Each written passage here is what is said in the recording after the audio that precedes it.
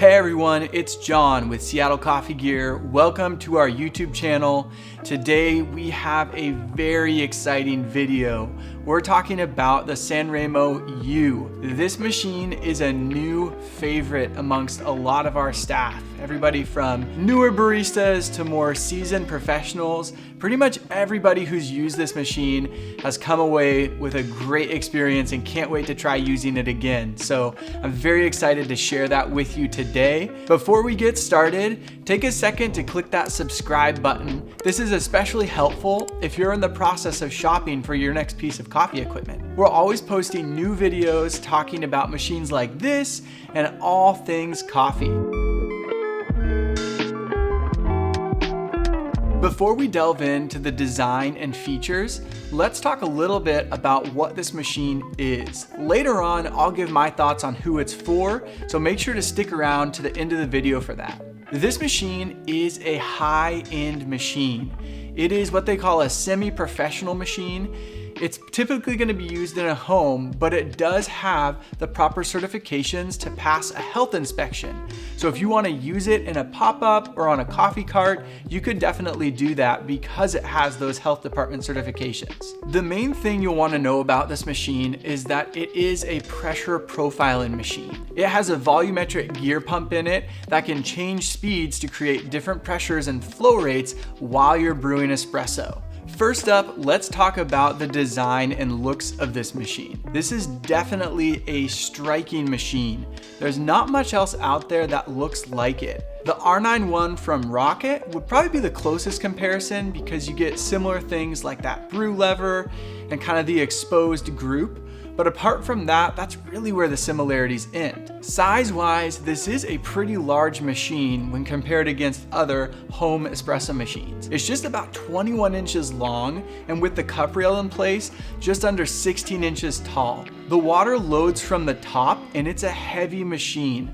So odds are you're probably gonna have this in a space in your home where there's not cabinets above the machine. The cup rail can be removed, and that brings the height closer to 15 inches. So if you really love this machine and want to fit it in a tight spot, make sure you check all your heights and be sure you have a way to fill this up. That being said, it can also be plumbed in to a water supply, but be sure to check that your water meets the requirements for this machine, or you have a plan to treat your water so that meets this machine's requirements and keeps the machine safe and your coffee tasting great. The machine comes in this all black configuration as well as a black and white option.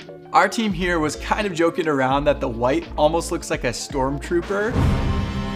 If you think that's a pro, let us know in the comments. We'd love to hear your thoughts about that. The big thing about the face of this machine is all the levers and the touchscreen. None of these levers are truly analog and actually connected to anything. They're all more digital or electronic, and they are just telling a solenoid to open inside the machine. I haven't had any trouble with that.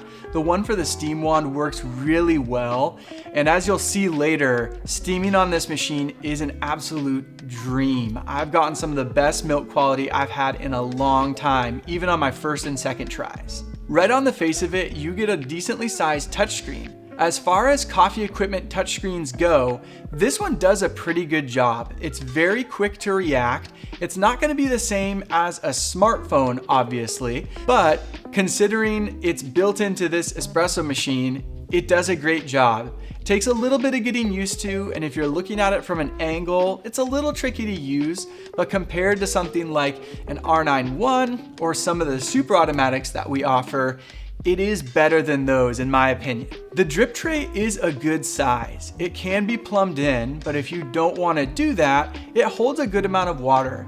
It takes a little bit of practice to figure out the best way to remove it without spilling, but that's pretty much the case with any espresso machine I've used.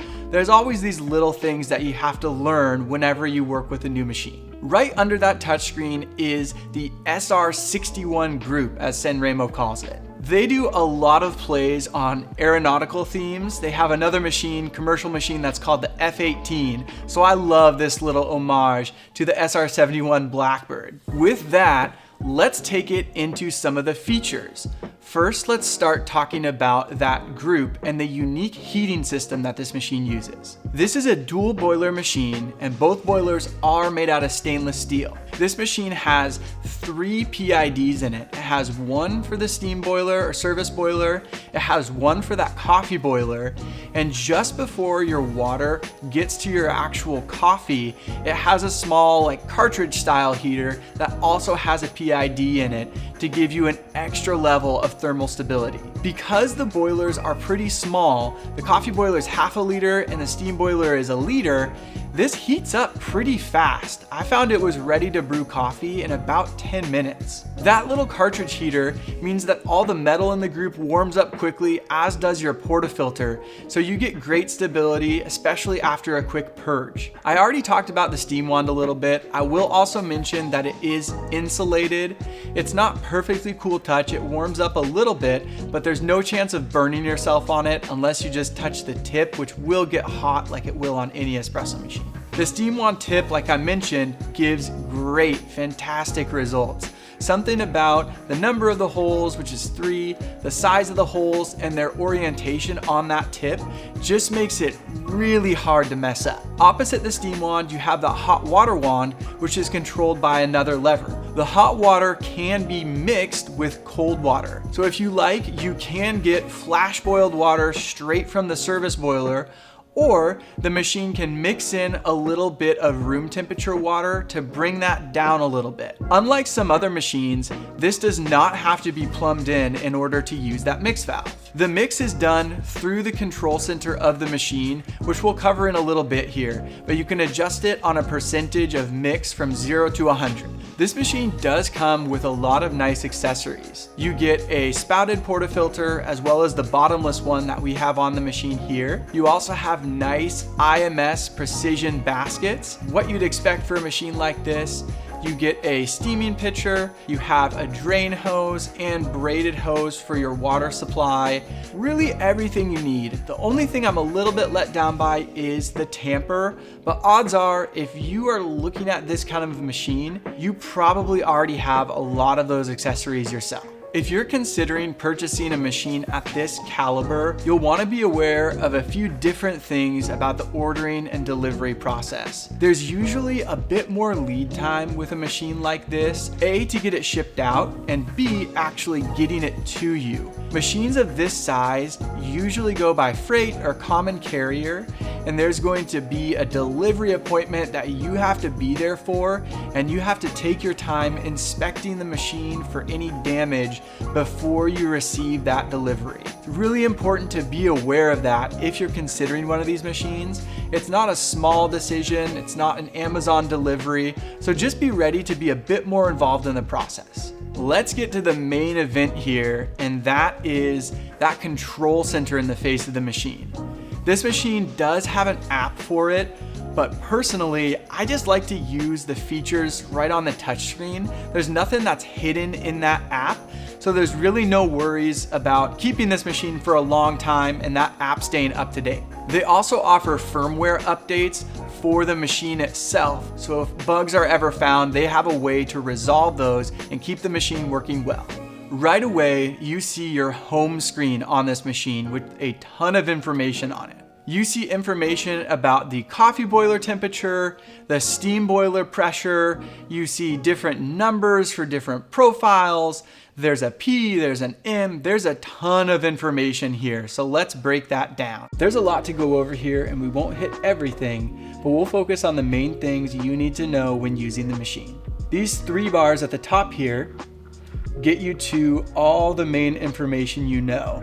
And if you're ever in a menu, you can tap that home button to take you back home. Right here, you see information about the different profile presets. You have a P purge button and a manual shot button.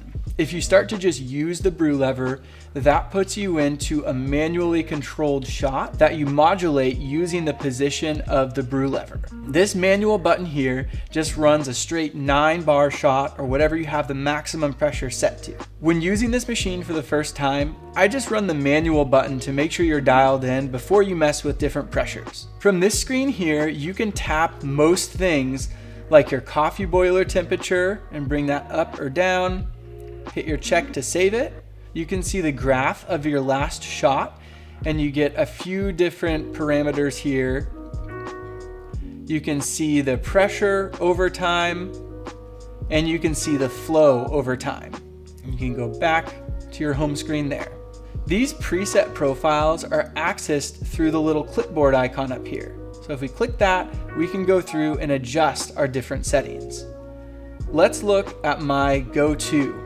You can adjust that through this little button down here and scroll down, click my go-to, and then you can scroll through and adjust these parameters. There are 3 parameters that you can adjust.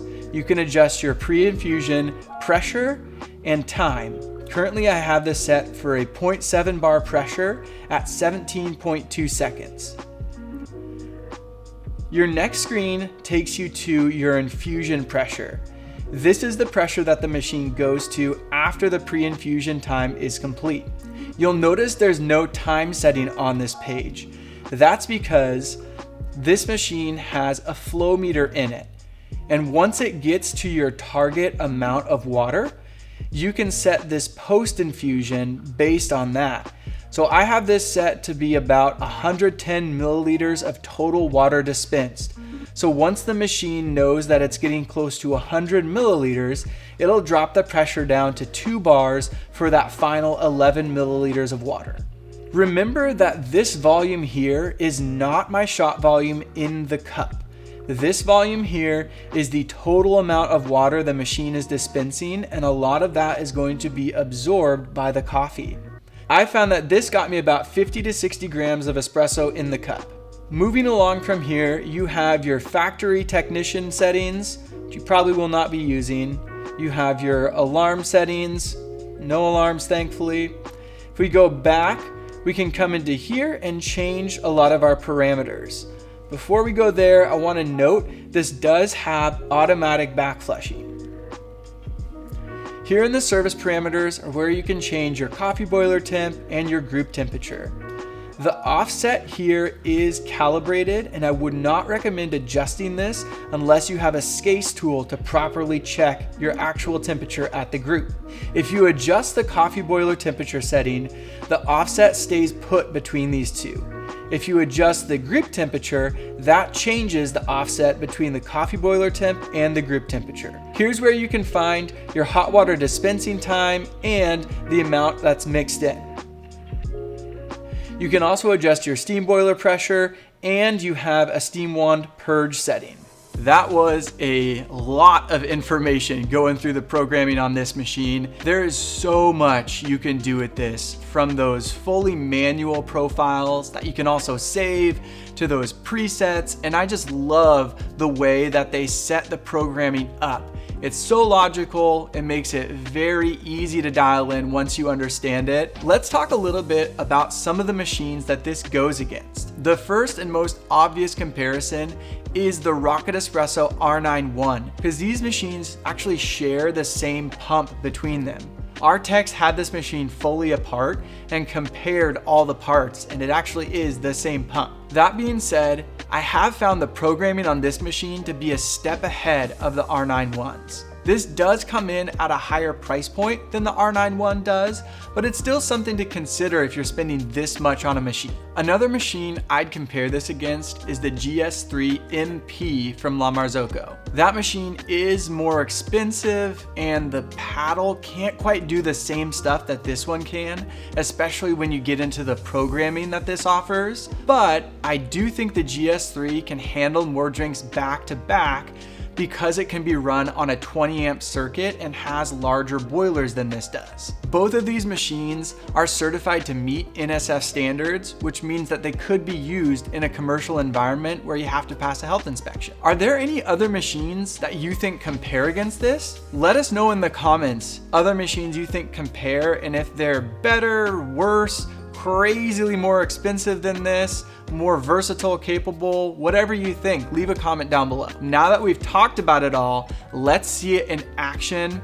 This machine, in my opinion, is great for really complex, expensive, exclusive, lighter roast, single origin or single estate coffees that have a lot of nuances and bold, bright flavors that you want to draw out with a machine like this. With that in mind, we're gonna be brewing up some tasty single origin espresso and using one of my profiles that I created.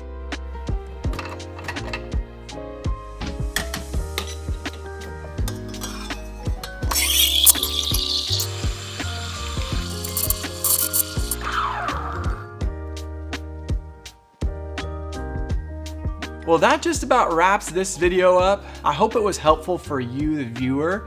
If you have more questions about it or there's things about it we didn't hit, leave a comment down below and let us know about that. We'll get back to any questions you have. You're also welcome to contact our sales and support team directly by email, phone, or chat, or head into one of our retail stores for any questions you have. Like I said at the start, if you want to see more videos from Seattle Coffee Gear, subscribe to the channel. Just click the subscribe button below, turn on notifications, and you'll hear about new videos that we're posting. We're always doing helpful stuff like this crew review here and other machine recommendations. If you want more from Seattle Coffee Gear, there's a link in the description of this video to sign up for our email newsletter. You'll get helpful information about new products, upcoming promotions, sales, basically all things SCG. As a thank you for signing up for the newsletter, we'll email you a coupon that's good for 10% off one item. There are some exclusions to that, so be sure to chat with us, sales support, email, chat, phones, however you want to get a hold of us. We'd be more than happy to answer any product questions you have and get you pointed in the right direction on your next coffee equipment purchase. As always, I hope this video was helpful for you. I hope it was a worthwhile watch, and I appreciate you sticking around to the end. Thank you again for watching. Have a great rest of your day and keep making coffee you love. See ya.